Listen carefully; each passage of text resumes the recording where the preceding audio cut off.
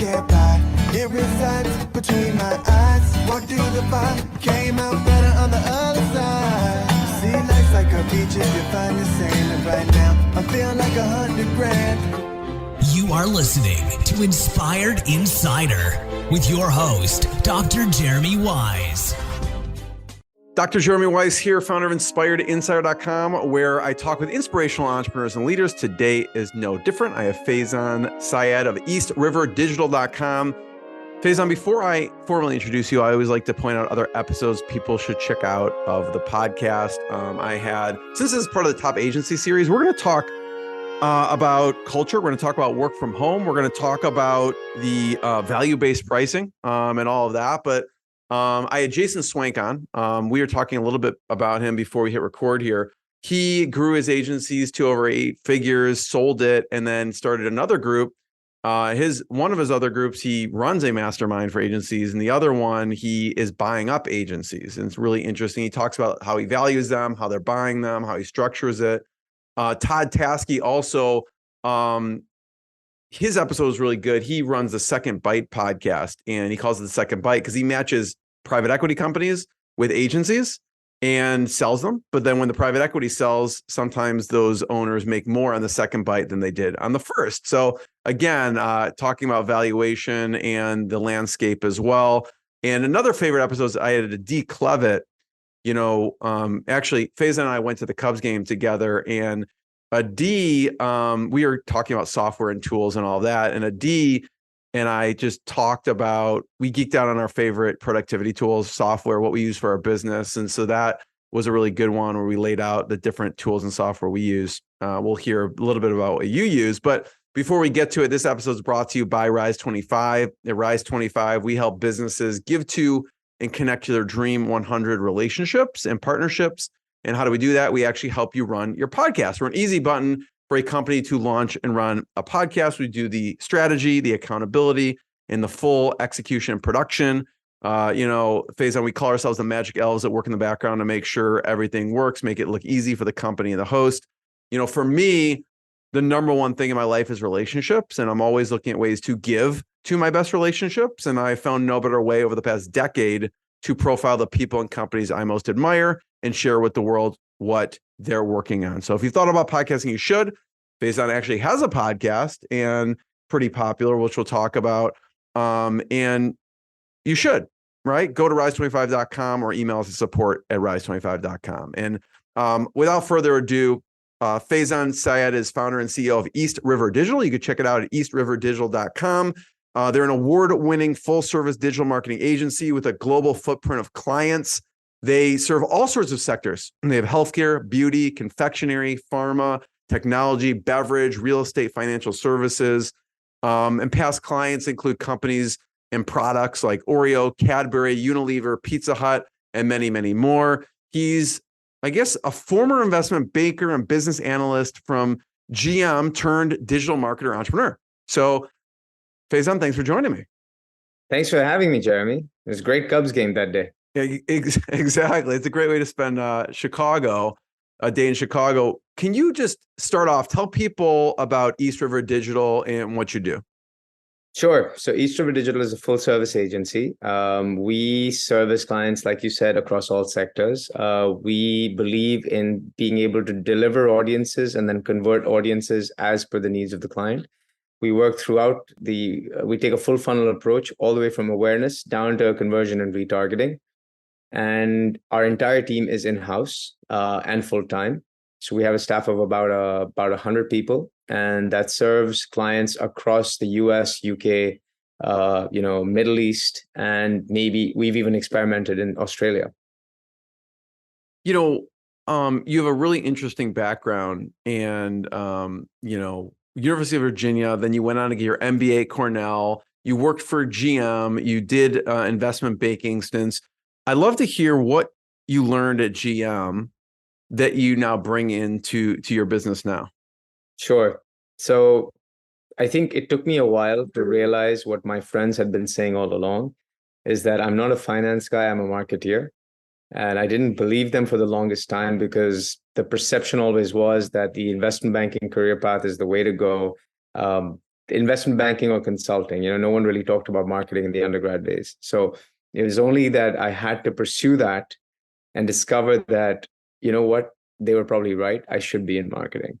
And, that's how the agency came about. And within the agency, one of the core values for me, when we were setting up our core values, we were like, what would be our core values? And our teams kind of came up with what they saw and observed over a 2-year period. We didn't assign core values at the beginning. It was after 2 years, we said, okay, how are we behaving, operating? Because that's what we want to be. And our teams came up with continuous improvement. And I said, wait a second. I learned about Kaizen at General Motors. And Kaizen is the right way. It is the Japanese word for continuous improvement that is deployed in manufacturing environments. I think it was started with Toyota. And so it is part of our core values. Our core values are Kiku, CIIKOO. It's easy to remember. Creative, innovative, interactive. That's how we view our clients' work. And then Kaizen, organized, and ownership. That is how we view our internal work. So for me, what I took away from GM was Kaizen, always be improving. So what made you start? If I look at your career trajectory, I wouldn't think he's going to start an agency, right? I'm thinking he's successful marketing analyst. He worked for General Motors. He goes on, he's in investment banking. What made you decide to start your own company? It's funny. I did GM because I had a passion for cars. I still do. I'm a big car guy. I love, working on vehicles. I love restoring old cars. I'll, enter the occasional desert rally where I live. I've done the drag racing thing and everything. So cars have been a big part of my life. That's why I wanted to work at GM. When I worked at GM for 4 years, I worked across manufacturing in Louisiana, New Jersey, Michigan. Then I moved into marketing and strategy, and I was on their emerging leader track. But I realized that as much as I love cars for me, not as a career, So that whole thing about wanting to do investment banking, that's just something I grew up with in the environment we were in. And so I was like, you know what? All right, let's try the banking thing. I went, got my MBA, studied finance, and I got a gig at Lehman Brothers. Now, sometimes the universe gets together to let you know that this is not the right career path for you. And for that, Lehman Brothers had to dissolve, but I persevered. And when Barclays bought out Lehman, I continued on. And I was fortunate to have worked in their automotive group. And I ended up working on the General Motors IPO post GM bankruptcy. So it was really interesting for it to come full circle. But when I was doing investment banking, I realized, I said, hey, wait a second. I'm happy putting in all these hours. I'm working on the auto sector. I like that. Great. But why am I doing this with someone else? I should be doing this for me. Now, at that point in time, I decided to move back. I grew up in Pakistan and I finished my high school in Pakistan. I moved to the US for college.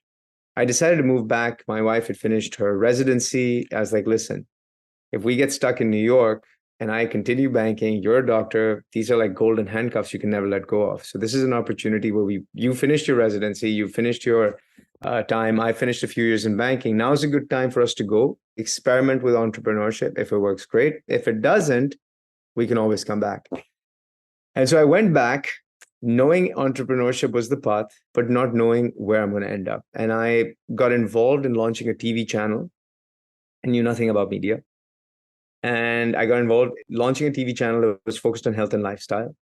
And as I learned, that's TV the HTV. That was the HTV, exactly. It was health TV. Then we moved it and made it about HTV and health and lifestyle. We were featured by the BBC.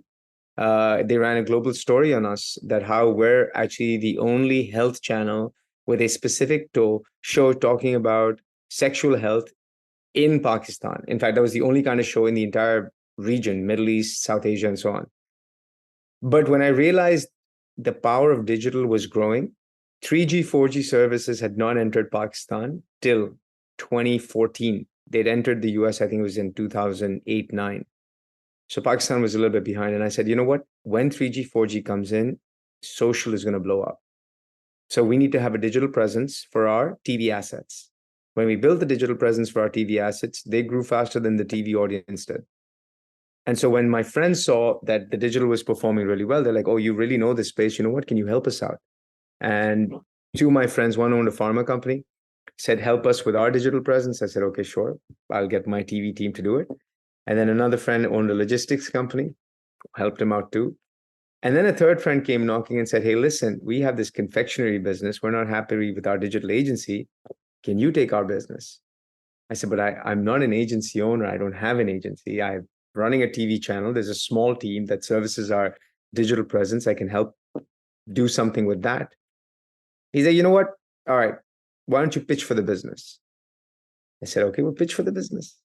So coincidentally, at the very same time, another friend of mine who was the local Publicis affiliate in Pakistan came to me and said, hey, listen, so I'd helped him recruit some friends of mine, some good quality talent. He was looking for good people and I'd helped him recruit them. And he came to me and said, listen, that one guy I hired, yeah, that team that he's leading, I need to let that team go because I don't think I want to be in that business of creative and digital where you're going to stick to our traditional for now.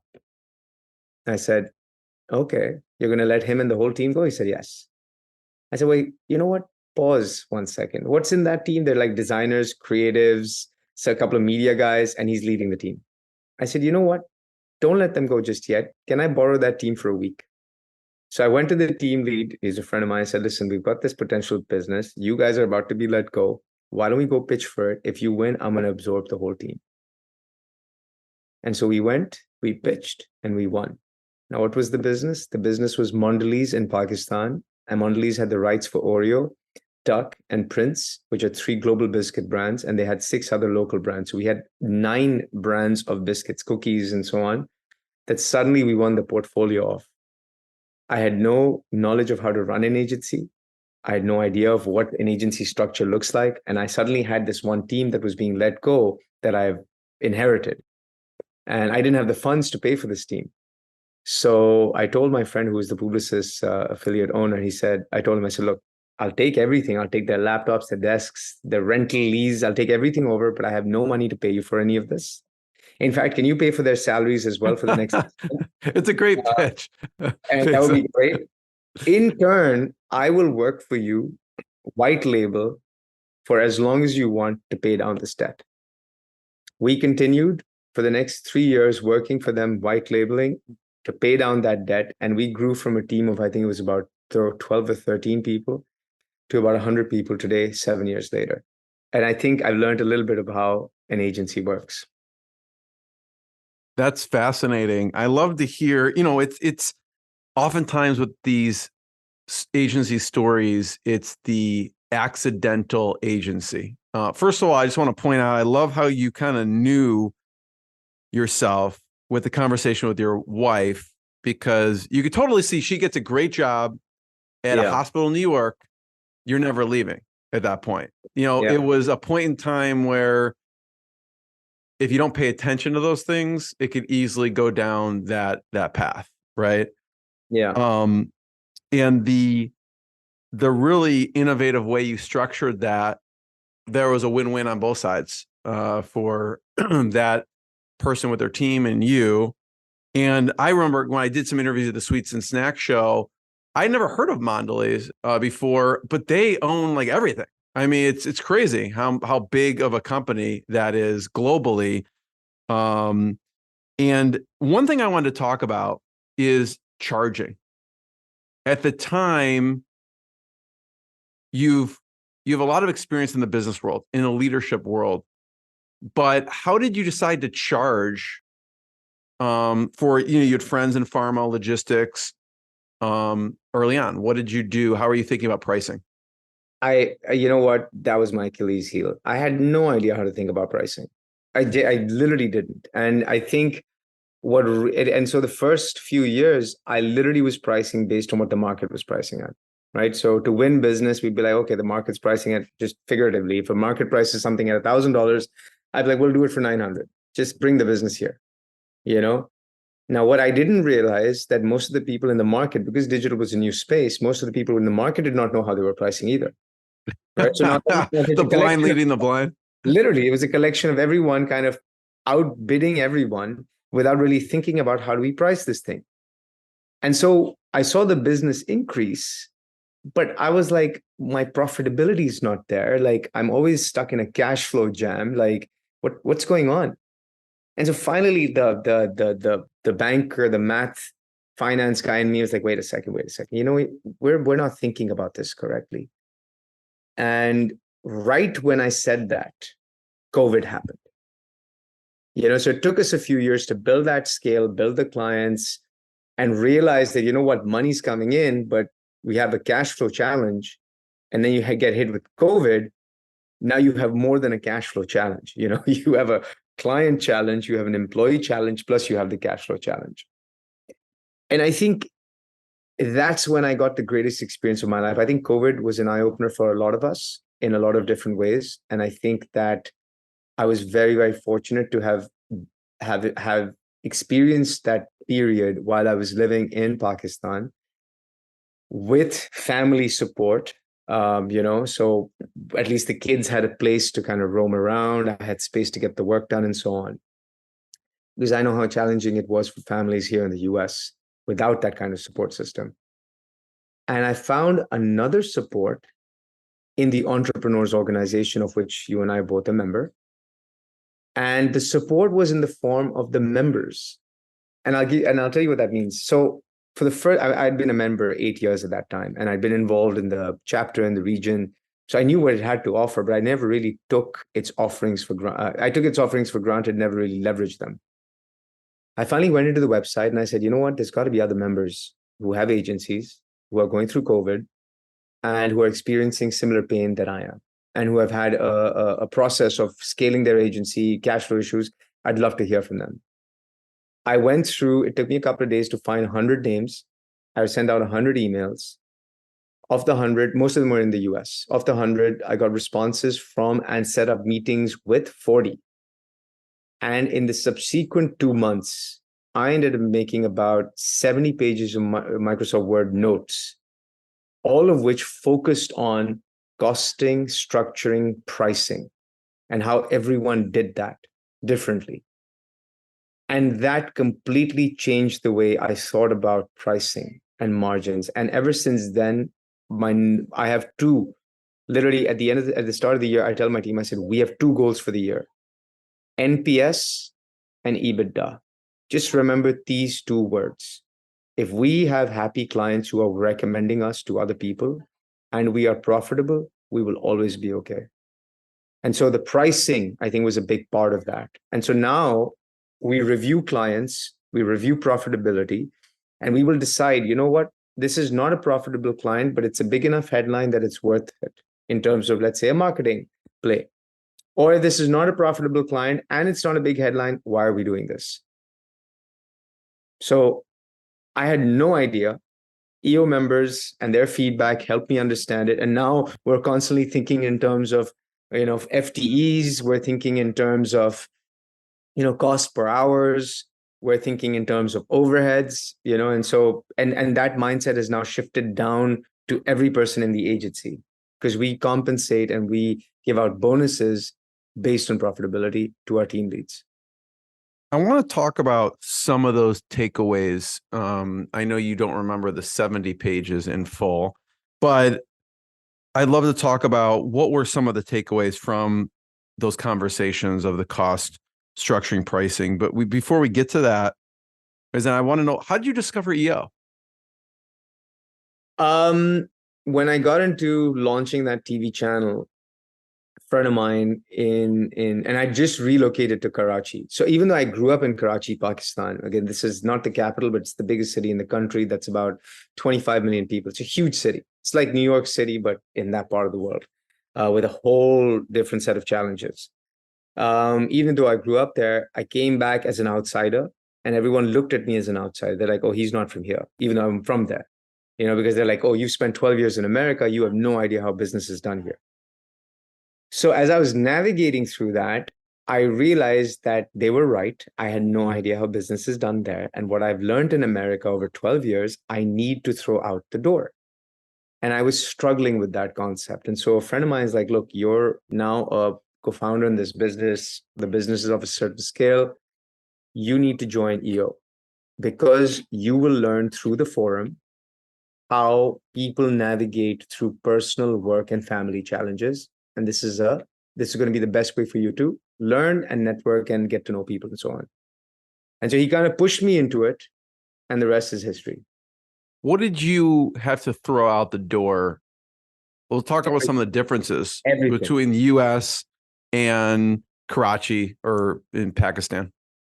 So I wouldn't say it's specific. I would say it's the Western world versus the Eastern world, right? So there's certain principal business differences.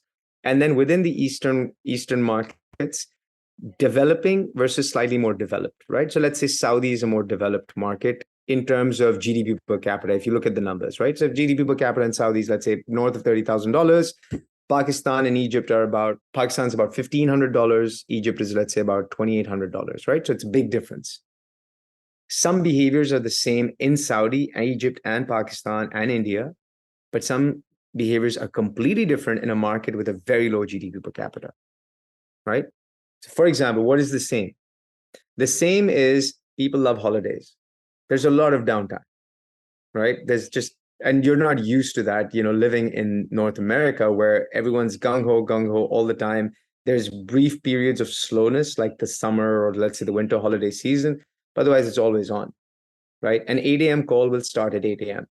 Over there, an 8 a.m. call is a suggestion, right? If someone says they're going to be in your office at 9 a.m., then they're not going to be in your office at 9. If you're in Egypt, they'll show up at 10 and they're early. If you're in Pakistan, if they show up at 9:45, they're early, right? Saudi, Riyadh, Jeddah. So it's funny. Saudi, Riyadh, 9 a.m. means 9 a.m. But Jeddah, 9 a.m. means about 9:30, 9:45. So now it's just these small differences, right? How people value other people's time. That was the first big lesson. Holidays. Number 3 is prioritize. Work is always a second priority for most people. It's not the number one priority, right? So how do you motivate people differently to make it a number one priority? In the Pakistan market or any price sensitive or any market with low GDP per capita, pricing is the number one driver. It's not service quality. It's not service delivery. It is pricing, right? So you have to solve for pricing. And so you suddenly start looking at, okay, service quality, if no one's looking at, and if everyone's solving for price, then are we really commoditized? Are we a commoditized service? And if we're a commoditized service, are we being measured against the same parameters? But that's not the case either. So then the fourth thing is relationship. Relationship is everything. There's a Arabic word for it, wasta. Wasta means my connection, right? That is big. If you come with the right connect, if you come with the right reference, you don't have a foot in the door. You basically shut the door behind you, right? So that's a big one. It's sometimes merit will be put aside if the wasta is right, because the person bringing you on board is saying, you know what? I know I can hold him accountable because he's my friend's friend. And that's way more valuable to me than the fact that they've won 10 Effies and whatever. So these are just some of the differences, I think. And oh, yes, the client expects you to always be on. And when I say always be on, I mean, I understand that's in all markets. And I understand I came from a banking background and, that was a given. But here, always on means midnight, 11 p.m., 1 a.m. If the client's up, you better be up. There's no concept of, I understand that you have a life at home. So these are just some of the differences I observed. Talk about motivating people, right? You said work is a second priority. What are some of the things that you do with your team? And we'll get to I want to get from the work from home versus in the office discussion, but you mentioned it's really important on thinking about motivating people because it's really a second priority. What are some of the things that you think about and do when it comes to that? So motivating, look, I'll give you a current example. Over the last 12 months, the Pakistan market has become extremely, I would say extremely interesting in terms of pricing. So if anyone's looking for a delivery center, an offshore delivery center, I think there is no better market than Pakistan right now because it's experienced 60% currency devaluation, but at the same time, it's not experienced a 60% increase in salaries, right?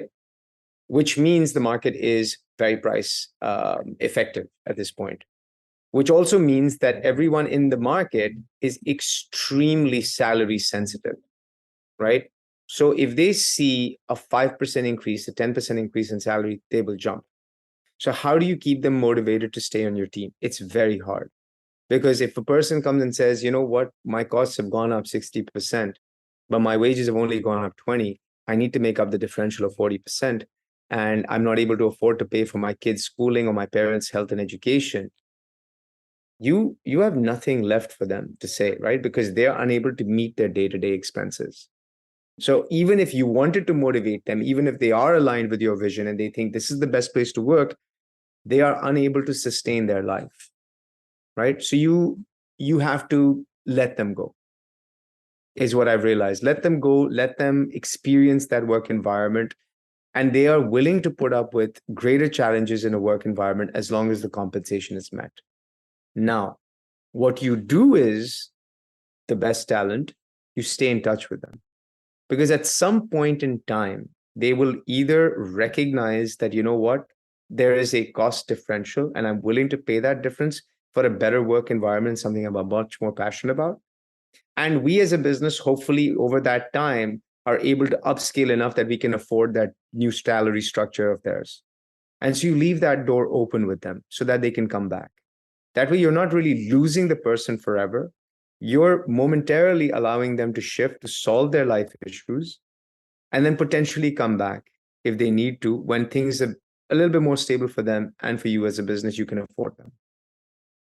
So that I find is one way. The other thing is training. We're big on training. We're huge on training. We're doing training constantly. We're upskilling and upscaling people. And I think one of the biggest motivating factors is, I mean, I consider our East River to be a training ground, or let's say a university for people who want to move from a digital career onto a multinational. I think we have the highest number of people coming out of a digital agency going to Unilever in Pakistan. You know, so for me, that is, you know, a sort of a, you know, let's say a star on it's a badge for us, because we're doing something right that a global multinational feels that our talent is suitable for them. And we use that as a tool for recruiting, saying that, hey, listen, come on board. If a couple of years later, this is not the place for you, look at where our people have exited and gone. So it's a great onboarding tool, and it's a great motivating tool for people in the company, because they're like, you know what, if I work hard enough here, I will definitely be recruited by, you know, global multinational. We have people at TikTok, we have people at Meta, Google, and so on. Talk about your thoughts on work from home versus the office. And I know that your thoughts have flip-flopped and they go back and forth from what before till now. It's been a struggle. I've always been a proponent of measuring outcomes based on success rather than, so for us, pay for success, don't pay us for the hours. And similarly, I want to think of that with my teams. You know what? We're paying you something. We're paying for a salary. Here's what we need solved. Now, you want to get this done in 1 hour? You want to get this done in 10? You want to get this done at home, in a coffee shop, or in the office? Honestly, we don't care. Now, in theory, that makes sense. But when you layer in the following factors in a developing market, so for example, homes are smaller. Most people live in joint family homes. So there's parents around, there's kids around, there might be even a brother and his kids around, right? So now how do you have a quiet space to get work done, right? Where you can deliver success.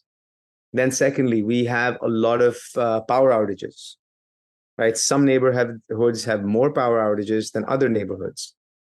Does the team member live in a neighborhood with a lot of power outages or not? If so, do they have backup power? If not, then what do you do? Because every time you're on a call and if there's an outage and there's no backup power, you're just not able to deliver that service quality, right? The third thing is, fine, you have no power outages. You live, most people don't live alone. You live in an environment where you can get this time and space. Are you able to maintain a good schedule? Because our market is a slightly late starting market, right? So people come in the digital space or in the agency space, people getting to work is between 10 and 11. The time an agency or any agency is at its full swing is post noon, staying on till, let's say, post 8 p.m. So if you're having early morning client calls and you're home, are you going to make that call? Are you going to be available in case you didn't make that call and answer your phone so that you actually jump on the call? Right. So we went back and forth on this. And then, of course, if you're working from home and a client calls you in and says, hey, listen, not Zoom, I need you in, come to meet me. Are you going to be able to take that ride across to meet them? Because transport got expensive, fuel prices increased, they doubled in the last year and a half. And so now everyone thinks twice before they get on to, their own private transport to get around. So all of these things factor in, which make work from home extremely variable and makes work from home a concept that is never going to give you the same return that it does in a developed market. So can work from home work in a developing market?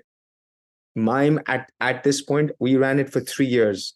Tuesdays and Thursdays were fixed work from home. Don't come in. We still had half the office coming in. Why? Because of the reasons I mentioned. They thought that they were better off coming into the office. And finally, there was one big reason. Some people just wanted to get out of the house and not be stuck at home with their joint families. They just needed a place to get away. And so they preferred coming in. So keeping all these factors in mind, just 2 weeks ago, we shut down work from home and said, you know what, we're done. We're not doing it. This is a on-seat gig. You need to be here to deliver service. And that's how we're going to take it forward. And if we're down the road going to consider it only if we can tackle some of the variables. Person lives alone, doesn't have power outages, we can provide them transportation. And if we can take away the variables, then fine, we might consider another work from home model, but for now we're not. Yeah. It sounds like though the staff, a lot of that was, I mean, I'm going to say fully driven by the staff, but they were on board with that. They wanted that and they were yearning for that. And it seemed like not an easy choice, but people all things pointed to, let's just come in the office, right? At that point. Yeah. I'd love to talk a little more about what you do as a company. And you did some really cool work. We mentioned Mondelez and Oreo. What are some of the things you did there? So one of the things we're most proud of is right when we started off as an agency, we had a strong creative team. My head of business development who helped me kick off this business, his name was Shehan. His name is Shehan. He went on to Delivery Hero, to one of their local companies that they've bought just a year ago. But he built a fantastic creative team even at the onset, and we did a project for Oreo and we call it Storeo. And what we did is we took the Oreo cookie, animated it in 3D, and made 4 different characters, right? And so the story premise was Oreo cookies save a kid's day. And season 1 was how the kid left his lunchbox behind on his way to school, and the cookies kind of jumped out of the lunchbox and helped walk that lunchbox all the way to school. So it was like a Toy Story meets Oreo animation. And it did really well. We ended up doing about 2 seasons of it until Oreo said, we cannot animate characters. It was so well received that we got published as an agency in Oreo's global newsletter that went to all of its global affiliates around the world. And that was a great win for us and a great achievement within our first year as an agency. Another thing that we did for Pizza Hut was Pizza Hut struggled with its return on ad spend. And, they were doing about a ROAS of about 4x. And they came to us and said, look, you need to double this for us. And that's a minimum requirement. And so I sat with the team, we did some brainstorming, came back to them and said, you know what, it will double it for you. But if we take it above that, is there a bonus or an incentive for us? They're like, oh, no agency's ever asked for that. I was like, okay, we want a bonus or an incentive if it's above double. If it's below double, fine. This is the retainer. Above double, we want, let's say if we hit anything above 8, we want this. If we hit anything above 10, we want this. If we hit anything above 12x, we want this. So I think they kind of laughed it off. They're like, yeah, sure, put it in the contract. Great. We averaged 11 as a return on ad spend, frequently hitting above 12. And I just, thought that the way we tackled it and the way the team took this assignment on, I think it even blew away the client. And sometimes when you leave the client speechless, it's a lot of fun because they don't expect to see that kind of return. And it's a win-win for both, right? They're making money, they're selling more pizzas, and we're making a bonus. So that was a big win for us on the media side. One on the SEO side, again, this was learning for me, right? I didn't know the power of SEO. We had an SEO team. And I oftentimes, like clients, was like, yeah, it's just okay. You're optimizing words. Like, what value is there, right? I get it. You're going to appear top of the searches, but quantify that value for me, please. We did SEO work for Dolans, which is basically the General Electric for home appliances. It's a Turkish company that runs operations in that market. And in a 12-month period, we increased organic traffic and sales on the website by over 100% just because of SEO. And I saw the tangible impact that running an effective SEO campaign had on an electronics manufacturer. And I was like, wow, I had no idea that SEO can be more promising than paid media. Plus, it's more cost effective because your retainer is lower than paid media and you're not spending media money. And it's all organic traffic coming from search. So I thought that was a learning for me, right? I mean, obviously we delivered to the client, but I learned something from that. And I learned about SEO there. And finally, I think the most interesting one was when in 2020 October, we do PR as well, corporate PR, and we provide that service to our clients. In 2020 October, Emmanuel Macron, the French president at the time, went on and made a negative statement about Muslims around the world. And so what happened in the Pakistan market is that retailers started banning the sale of French products, which includes L'Oreal, which includes our brand Lou. So Lou was basically the name of the brand the Mondelez had acquired. It was originally a French brand and was selling biscuits, basically the 9 brands that were talked about. And everyone knew them as Lou in our local market. 70% sale decline in 1 month. That was a huge hit for them. And so I personally had to go to religious scholars, show them this is not a French company, this is American. I was like, I realize I'm creating a problem for later on, but at least it's solving this one now. Right. They're not French, they're American. Can you please create shorts and reels talking about how this ban is wrong and it's affecting workers working in the country? It is affecting revenue generation, tax generation, and please create those reels and let's share them with your communities. We got these religious leaders to create reels. We posted them on their Facebook groups. We amplified those reels. We wrote articles in newspapers. And then we created an ad, the first campaign that TikTok ran in the country about how this is an American company employing thousands of people, generating millions in taxes, and that this should not happen. We reversed the sale decline of 70% down to 10% within 2 months. So it was a huge win for us. And again, I'd never done something like this before. So, it was an achievement. You have to think on your feet with that one. Oh my God, it was unbelievable. What about with Coach? You do some work with Coach. Coach in Saudi. So we've just picked that up in Saudi, and that is giving us access into the Saudi market. And now what's interesting in the Saudi market is it behaves completely differently. You would think that Facebook is big everywhere, but not in Saudi. 30 million is their 33 million, let's say roughly is their population. 99%, 98% is data and 4G penetration. And roughly the same number of, let's say, TikTok's about, let's say, 28 million ballpark users of TikTok. Snap is about between 25, 28. Facebook is less than 12 million. Meta. So Facebook advertising does not work there. You have to be on Snap and you have to be on TikTok. And so what we're learning is that because you have to be on Snap and TikTok, you will run campaigns on them. But when you run campaigns on TikTok, you suddenly see a lot of bot traffic coming out of Singapore and different markets, right? So it's extremely challenging for us to figure out what the right platform is, because yes, there's a lot of users on these two platforms, but advertising on those two platforms does not yield the kind of results or traffic that is authentic traffic that yields conversions. So we're kind of learning through this process, because in other markets, it's Insta, it's Meta, Insta and Facebook, it's Google. Here, this is a challenge. Which platform gives you the best audience? And again, the funny thing is, the local market, I went, explored Riyadh and Jeddah. The top digital marketeers were like, there are no experts in digital marketing in this market. So if you guys are talking like this, you're the only ones talking like this. For me, that was a learning, that I was like, wow, this is such a huge market, such a huge opportunity. There's no top experts here. Unbelievable. And the second thing, language, Arabic, searches in Arabic, optimization in Arabic. English does not work as effectively as Arabic. So English works on certain things, but not on other things. And so taking all of these learnings, sifting through them and applying them, I think is something that's really, really interesting for us at this point in time, because that market is going to explode in the next 5 years.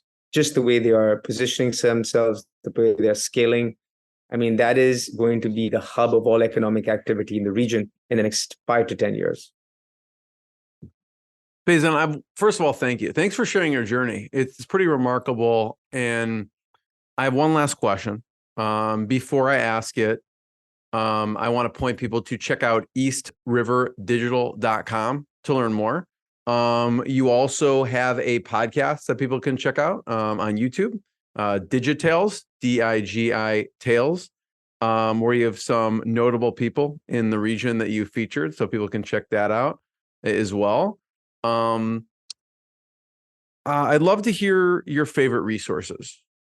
It could be books, it could be podcasts, it could be audio books, it could be software.